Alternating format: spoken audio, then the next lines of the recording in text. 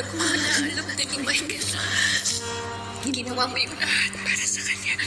Alam ko na proud siya sa'yo. Proud kami lahat sa'yo. Sigurado ako. Masaya din si Michael. Kasi kinasal kayong dalawa. Salamat kasi. Minahal ko si Michael. Dok Zoe, pasasabugin daw ng mami niyo Apex. Kaya na yata bomba yung mami niyo eh. Mukha ba akong terorista? At magdadala pa ako ng bomba dito sa Apex na nandito na mga anak ko? Mag-isip na kayo?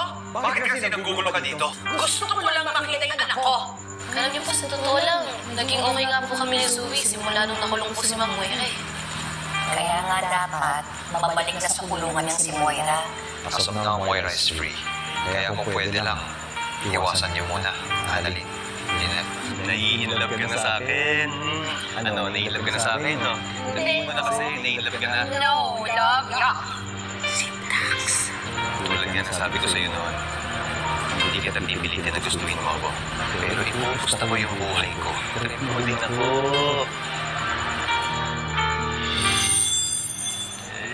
Nai-inlove ka na sa akin.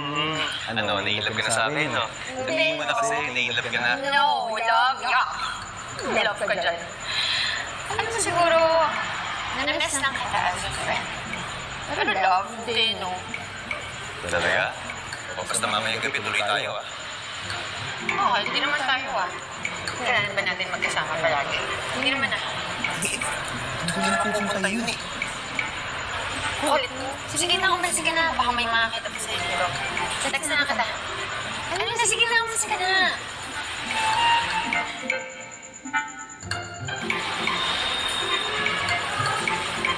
Ito, Bex. Minapis kita. Love you. Love you. Sige na. Umalis ka na.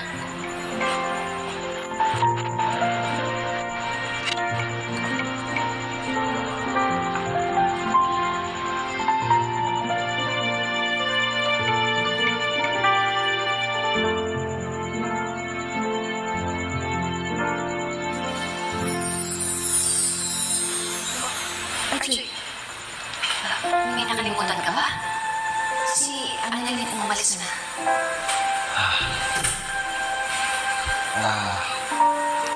May gusto lang sana ako ibalita sa'yo. Lynette. Parang alam ko na yan. Nasabi na kasi sa akin ni Annalyn. Nakapag-opera ka na daw ulit? Tama ba? Nakapag-minor operation na ako. Wow, congrats ha. Sabi ko naman sa'yo yung makakabalik ka ulit sa pagiging doktor. At least kahit pa paano, may magandang nangyari kahit na nagkaroon ng virus. Congrats ha. Masaya ako para sa'yo. Pero may isa pang balita na gusto ko sabihin sa'yo. Ano yun? Anal na kami ni Moira.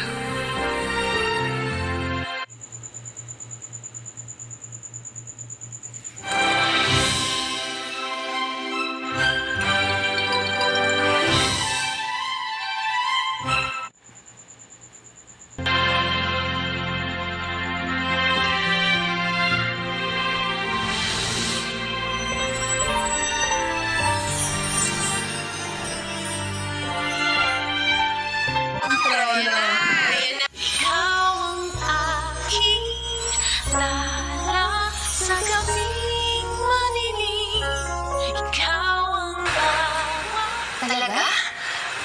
Anal na kayo? Congratulations ha! Saya naman. Parang mali yata yung sinabi ko eh. Hindi dapat naging masaya yung reaction ko. Pasensya na. It's okay, Lynette. Masaya ako na malaya na ako kay Moira.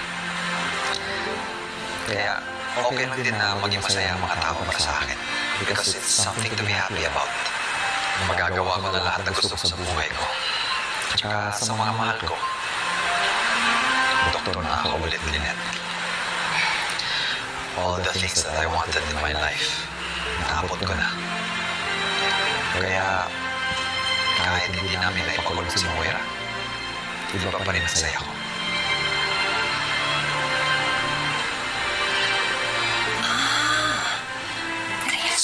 mainit yung ulo ni Moira nung sumupit siya dito. Kasi anganta kayong dalawa. Siguro.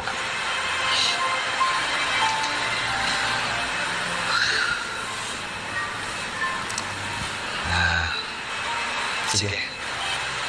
Magpapahinga ka muna. Hindi lang gusto ko ibalita sa'yo. Sige.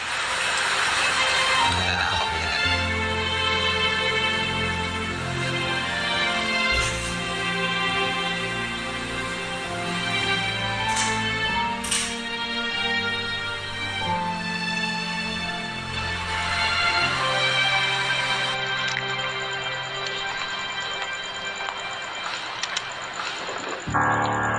Zoe! Ma'am! Akala ko nakalis ka na. Si Dax. Siya ang dahilan kung bakit ayaw mong sumama sa akin. Were you spying on me? Buti na nga I was spying on you because I saw the way you were looking at him. Nakakagusto mo na sa mokong na yun eh. Siya talaga! Ano namang mali doon? Ma'am, sino ba nagpumilit na maging close ako sa kanya? So, kasalanan ko pa? Ha? Sino ba sa ating dalawa ang hindi nag-iisip ng mabuti, ha? Zoe, naturingan kang isang doktor. A neurosurgeon, in fact. And papatol ka sa isang sanggano, sa isang kriminal. What is wrong with that? Bakit ikaw? Criminal ka rin, di ba?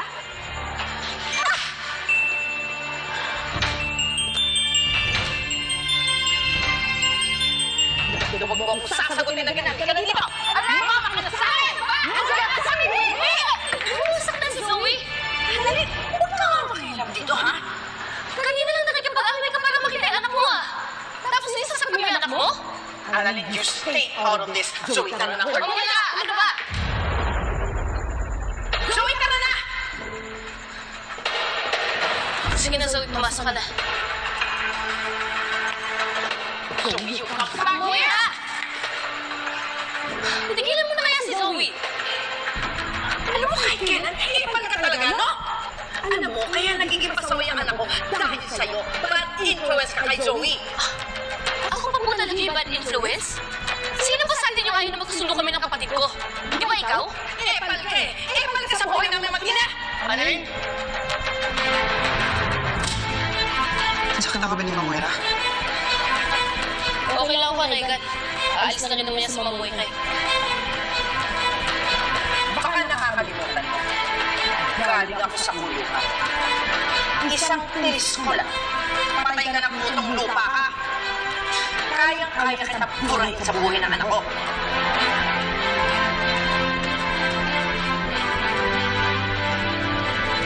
Mamuhay ka.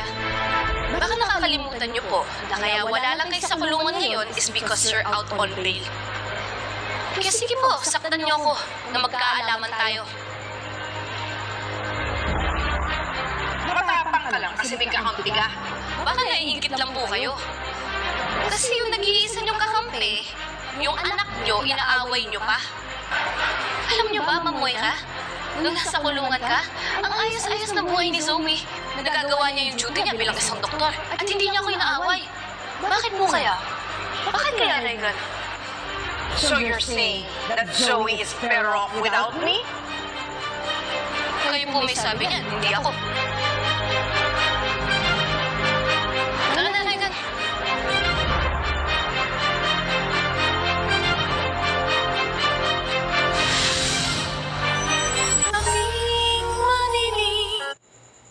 تنادى طعم الغرب الكاكاو اللي الكل يحبه.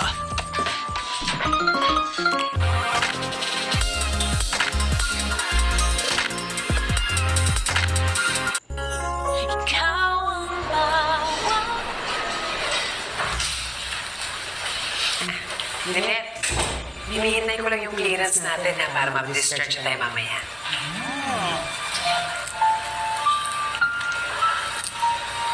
Iba rin talaga yung si Moira, no? Wala na talagang sinasanto.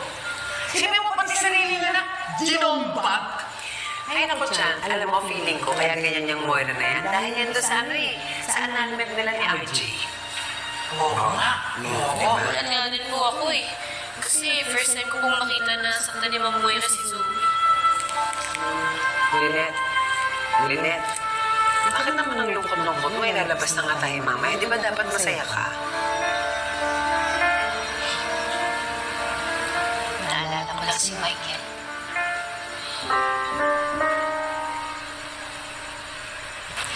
Kasi di ba pag ganito, lagi siya yung nagsusundo siya na naghahanap sa akin.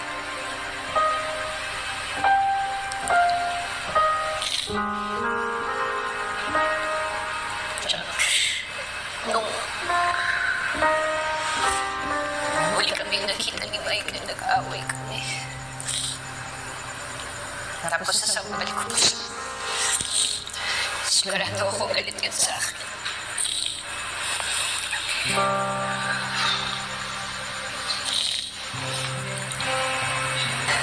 Hindi, Lynette. Hindi siya galit sa'yo. Katunayan nung hindi ka pa nagigising. Dumalaw siya dito. Dinalaw ka niya. Kaya ba?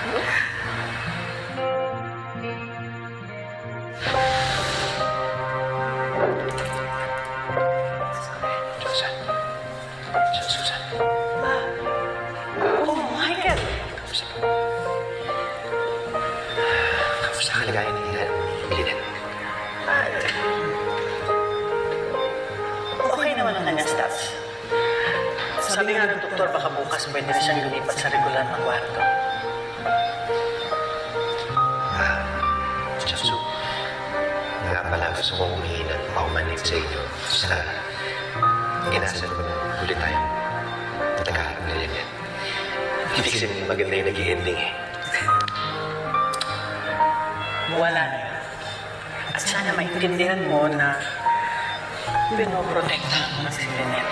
Oo naman. At saka, pwede ba? Huwag mo na siyang kabulin, ha? Huwag kayong mag-alala siya. Hindi na mangyayari yun.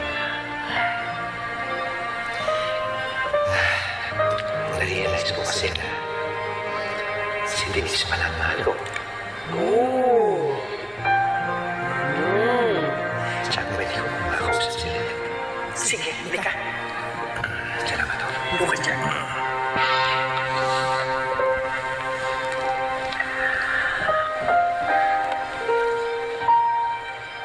Lynette. Sorry sa nagawa ko, ha? Yung huling pagkikita natin, medyo hindi maganda yung mga nasabi ko. Pasensya na. Pero salamat din sa pagkakaibigan natin. Alam mo, kung naririnig mo ko, sana pag-gising mo,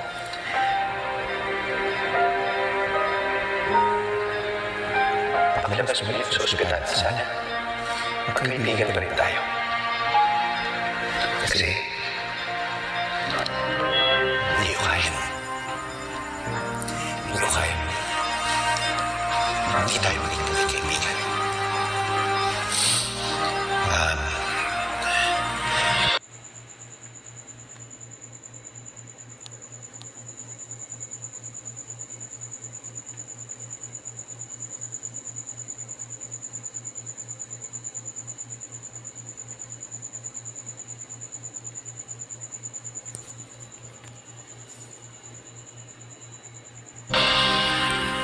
Lynette, dahil sa nangyari, na-realize ko na mapagkumpasa sa Denise. Ayoko mawala siya sa akin. Kaya please, sana kumisip ka. Kasi hindi kita sa kasal ko eh. Meron po kong propose muna ako sa kanya.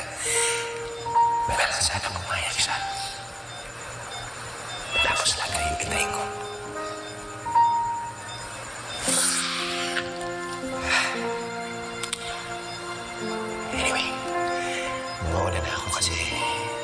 Ihahatid ko pa si Annalyn sa San Brigado.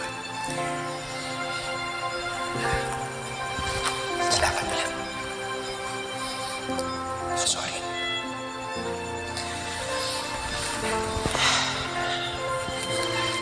Susunod mo na ako. Diyosa, hindi ako galit sa'yo. Gusto ko lang malaman mo na mahal kita. And, hindi man tayo nagbibigyan ng pagkakataon na nabagin tayo. At ang gagawin ko ito, magkaibigan tayo. Maraming salamat sa lahat.